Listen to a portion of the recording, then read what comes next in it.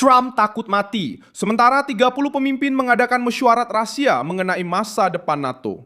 Kedua-dua berita itu meletup serentak kerana ia mendedahkan krisis yang dahsyat terhadap Presiden Trump. Kita akan mengumpul lebih daripada $1 triliun setahun untuk pertahanan. Dapat dilihat rasa hormat dan kasih sayang dalam bilik itu. Cinta sebenar terhadap negara kita. Saya tidak mahu cakap tentang diri saya supaya tidak nampak sombong. Tapi mereka memang rasa begitu. Mereka suka kerja yang saya lakukan. Mereka cakap, "Tuan, kami sayang anda." Terdapat perpaduan sepenuhnya dalam bilik itu. Dia bercakap secara terbuka tentang kemungkinan dibunuh oleh Iran. Dia kata namanya tersenarai dalam senarai sasaran. Dia mengakui bahawa dia bernasib baik setakat ini dan menyatakan bahawa mungkin nasib itu tidak akan kekal lama. Beberapa jam kemudian, maklumat baru menunjukkan bahawa Israel telah menghantar amaran kepada Amerika Syarikat mengenai kemungkinan rancangan Iran untuk membunuhnya. Dan bahawa keselamatan Presiden telah memutuskan untuk menukar pesawat baharu yang digunakan oleh Trump kepada sebuah pesawat lama. Pada masa yang sama, Wall Street Journal mendedahkan bahawa hampir 30 pemimpin Eropah telah mengurung diri selama kira-kira 5 jam di Ibu Pejabat Majlis Eropah di Brussels, tanpa telefon bimbit, kamera atau penasihat untuk membincangkan bagaimana mengurangkan kebergantungan kepada Amerika Syarikat. Pertemuan itu berlaku pada Minggu ke-3 Januari selepas ancaman Trump mengenai Greenland. Tetapi ia menjadi perhatian umum tepat ketika sidang kemuncak NATO mendedahkan pertelingkahan baharu dengan Sepanyol, Denmark dan sekutu-sekutu lain. Ancaman apa yang menyebabkan Trump bercakap tentang kematiannya sendiri? Kenapa hampir 30 pemimpin memutuskan untuk berbincang tanpa telefon? Bagaimana perpecahan ini mengubah masa depan NATO? Saya akan ceritakan semuanya kepada anda. Jika anda suka kandungan yang terus terang dan tidak berbelit-belit seperti ini, pertimbangkan untuk melanggan kerana di sini ada video seperti ini setiap hari. Trump membawa ancaman Iran ke tengah-tengah sidang kemuncak Ankara. Di hadapan kamera, beliau menyatakan bahawa Teheran mahu menghapuskan pemimpin Amerika Syarikat dan mengakui bahawa beliau mungkin tidak dapat melarikan diri selama-lamanya. Kenyataan itu menjadi lebih serius kerana ia tidak sekadar kata-kata.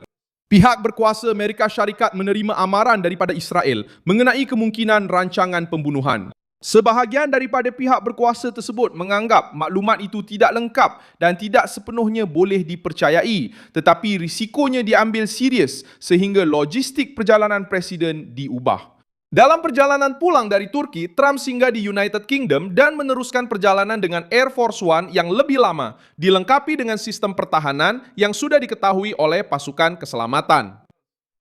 Kebimbangan terhadap kematian sendiri muncul bersama dengan arahan untuk bertindak balas. Pada 10 Julai, Trump memaklumkan bahawa beliau telah mengarahkan tindak balas ketenteraan secara besar-besaran sekiranya kerajaan Iran cuba membunuhnya. Mesej itu dibina untuk menjelaskan bahawa serangan terhadap Presiden akan membawa akibat langsung terhadap struktur Iran. Iran berjanji akan membalas dendam sejak kematian Jeneral Qasem Soleimani yang terbunuh dalam satu operasi yang diluluskan oleh Trump pada tahun 2020.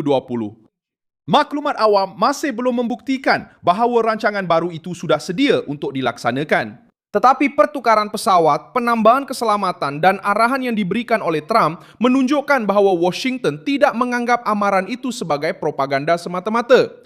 Sementara Trump bercakap tentang kelangsungan hidup, Eropah pula membincangkan kelangsungan hidup politik. Mesyuarat yang didedahkan oleh Wall Street Journal itu berlaku hampir tengah malam di Brussels, di Ibu Pejabat Majlis Eropah.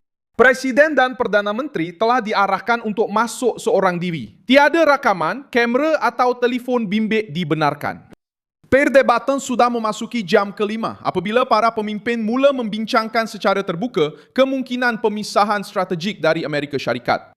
Pertemuan itu bukanlah sidang kemuncak rasmi NATO, tetapi menghimpunkan ketua-ketua kerajaan yang membentuk teras Eropah dalam pakatan tersebut. Mereka membincangkan bagaimana untuk bertindak sekiranya Washington menarik diri. Abra saya yakin dengan beberapa peserta. Mereka memanggil malam itu sebagai sesi terapi. Begitu besarnya ketegangan yang terpendam. Emmanuel Macron membuka bahagian paling sukar dalam perbualan itu. Menurut peserta yang ditemu bual oleh wartawan, Presiden Perancis itu menyatakan bahawa Eropah perlu menetapkan had dan tiada jalan untuk berpatah balik.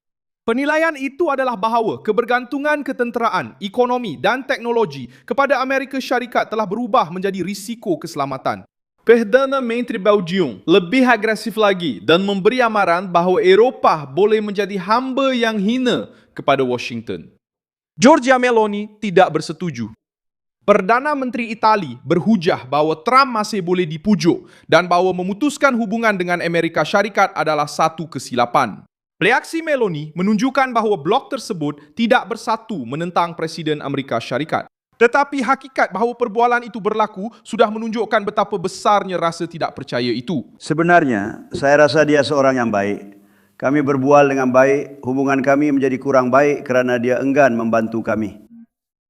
Sekali lagi, saya tidak terlalu mendesaknya, tetapi dia enggan terlibat dengan Selat Hormuz atau Anda juga boleh katakan hanya dengan Iran. Dia enggan terlibat. Itu menegangkan hubungan, tetapi saya suka dia. Saya rasa dia seorang yang baik, tetapi dia telah melakukan kesilapan. Kami lakukan ini kerana kami rasa ia adalah sesuatu yang penting untuk dilakukan. Tapi dia memang tidak menyokong kami, dan saya tidak gembira dengan perkara itu. Anda boleh bayangkan saya memang tidak gembira dengan perkara itu. Greenland adalah pencetus yang paling berbahaya. Trump sekali lagi menyokong kawalan Amerika Syarikat ke atas wilayah otonomi yang berkaitan dengan Denmark dan membenarkan tekanan itu dengan kehadiran Rusia dan China yang semakin meningkat di Arktik. Bagi Copenhagen, ancaman itu secara langsung menjejaskan kedaulatan Denmark. Bagi kerajaan-kerajaan Eropah, risikonya adalah lebih besar lagi. Seorang anggota NATO mula membincangkan kawalan ke atas kawasan yang dimiliki oleh sekutu lain. Tentara Perancis tiba di Greenland bersama pasukan Denmark semasa krisis pada bulan Januari. Selepas itu, Mark Rutte berusaha untuk mengubah konfrontasi tersebut menjadi satu pelan keselamatan bersama di Arktik yang dipanggil Arctic Center dengan penyertaan Amerika Syarikat, Kanada, dan sekutu Eropah di rantau itu. Perbincangan mengenai pelaburan dan kehadiran tentera masih berterusan antara Washington, Greenland, dan Denmark. Sidang kemuncak di Ankara menunjukkan bagaimana ketegangan ini berlaku di hadapan kamera. Trump tiba dengan menyerang sekutu-sekutunya. Dia mengkritik United Kingdom, Jerman, Prancis, dan Itali kerana tidak menyokong operasi menentang Iran seperti yang dia mahukan. Dia memanggil Spanyol sebagai rakan kongsi yang teruk. Dia mengarahkan supaya perdagangan dengan Madrid dihentikan dan sekali lagi mengancam untuk menarik balik tentera Amerika Syarikat dari Eropah. Beberapa jam kemudian, dia memasuki mesyuarat tertutup bersama 32 pemimpin dan mengubah nada bicaranya. Dia tidak mengulangi ancaman terhadap Spanyol dan tidak lagi menegaskan tentang Greenland. Semasa keluar, dia bercakap tentang kasih sayang, rasa hormat, dan perpaduan. Semua orang sangat baik sejujurnya. Tahu kenapa? Kerana mereka kembali menghormati negara kita. Mereka pernah mentertawakan kita. Mereka fikir kita ini sekumpulan orang bodoh. Mereka melihat presiden yang tidak boleh bercakap atau berjalan. Ia adalah satu bencana. Mereka hilang rasa hormat terhadap kita. Tetapi sekarang mereka lebih menghormati negara kita berbanding sebelum ini. Diplomat memberitahu Reuters bahawa strategi sekutu adalah memuji Trump, mengaitkan beliau dengan peningkatan perbelanjaan ketenteraan dan mengelakkan sebarang kemelut yang boleh membahayakan sidang kemuncak itu. Mark Rutte mengambil peranan sebagai pengendali utama krisis itu. Setiausaha Agung memberitahu Trump bahawa beliau telah mengubah NATO dengan mendesak orang Eropah untuk membelanjakan lebih banyak untuk pertahanan. Beliau juga secara terbuka menyatakan bahawa beliau melihat perpaduan yang besar antara 32 pemimpin itu. Apabila seorang wartawan dari Denmark bertanya sama ada berdiam diri terhadap ancaman ke atas Greenland dan Spanyol menjejaskan harga dirinya, Rutte sekali lagi memuji Trump dan mempertahankan kerjasama di Arktik. Kepada Rasmus Tefemo dari agensi berita Denmark, dari agensi berita Denmark, Ritzal. Mark, awak pernah bersama Trump pada saat dia bercakap tentang membeli Greenland, menyerang sekutu dan memulakan perang perdagangan, perkara-perkara yang Mark Rutte yang dahulu tidak akan setuju. Adakah ini menjejaskan harga diri awak apabila duduk di sebelah dia tanpa berkata apa-apa? Awak tahu, apa yang saya selalu lakukan ialah mengakui apabila pujian itu memang layak diberikan. Dan saya rasa kita patut memuji Donald Trump kerana NATO kini jauh lebih kuat. Sudah tentu, ini berkaitan dengan ancaman Rusia, berkaitan dengan perang di Ukraina, tetapi ia juga banyak berkaitan dengan Presiden Trump. Kini beliau sedang merealisasikan apa yang cuba dicapai oleh Amerika Syarikat sejak zaman Eisenhower, menyamakan perbelanjaan antara estate dan Eropah. Dan ini menjadikan Eropah lebih kuat, menjadikan Eropah lebih relevan kepada Amerika Syarikat sebagai rakan kongsi. Jadi, inilah sifat transformatif sidang kemuncak ini. Pilihan itu telah didedahkan, mengelakkan konfrontasi secara langsung dengan Washington, mengekalkan kehadiran tentera Amerika Syarikat dan memberikan hasil yang boleh Donald Trump tampilkan sebagai kemenangan. Angka-angka itu membantu Mark Rutte menenangkan Presiden. NATO memaklumkan bahawa sekutu-sekutu telah hampir melaburkan 4% daripada ekonomi mereka dalam pertahanan, menghampiri sasaran 5% menjelang 2035. Sidang kemuncak itu mengumumkan lebih daripada $50 bilion dalam pembelian ketenteraan baharu dalam satu hari sahaja. Bagi Donald Trump, kemajuan ini mengesahkan bahawa tekanannya telah berjaya. Bagi Eropah, peningkatan perbelanjaan ini juga berfungsi sebagai insurans terhadap kemungkinan penarikan diri Amerika Syarikat pada masa hadapan. Setiap kontrak baharu mengukuhkan pakatan hari ini dan secara beransur-ansur mengurangkan kebergantungan yang membawa para pemimpin ke perbincangan tertutup di Brussels. Sepanyol menjadi contoh paling jelas bagi kaedah ini. Pedro Sanchez cuba meredakan konflik dan menyatakan bahawa beliau telah mengadakan perbualan yang mesra dengan Trump. Presiden Amerika Syarikat telah melembutkan ucapannya semasa mesyuarat tertutup itu, tetapi tidak mengurangkan tekanan terhadap perbelanjaan ketenteraan. Kejadian itu membuatkan sekutu-sekutu berwaspada kerana ia menunjukkan bahawa perbincangan mengenai bajet boleh bertukar menjadi ancaman perdagangan dalam beberapa minit sahaja.